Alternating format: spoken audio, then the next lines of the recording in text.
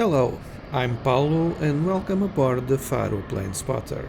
Today, let me tell you the story of D.B. Cooper. I'll try to be quick, and for that, I'm going to do what they do in the porn industry, where, unlike penises, the plot has to be short.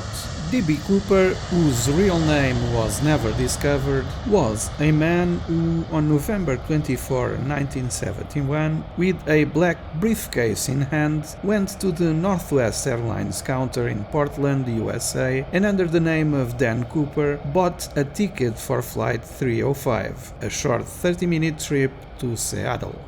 Shortly after the Boeing 727 took off, Cooper handed a flight attendant a message written on a paper. In it, he announced he was hijacking the plane, that he had a bomb inside his briefcase that he would trigger if he didn't receive $200,000, which is about $1.6 million in today's money. He also demanded 4 parachutes and ordered the plane to be refueled when it landed in Seattle. The plane finally landed after flying in circles for nearly 2 hours to allow Cooper's demands to be met. On the ground, Cooper ended up releasing all the passengers, and after receiving a backpack with money and the plane having been refueled, he took off again. This time the destination was Mexico City. Cooper required pilots to keep their landing gear down, fly no higher than 10,000 feet, and use the slowest possible speed.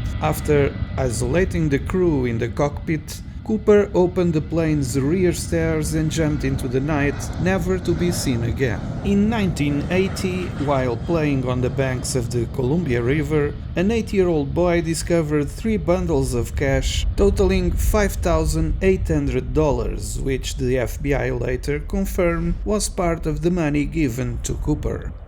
It is not known whether he survived the jump, as he made it in a heavily wooded area and the parachute he used was not steerable.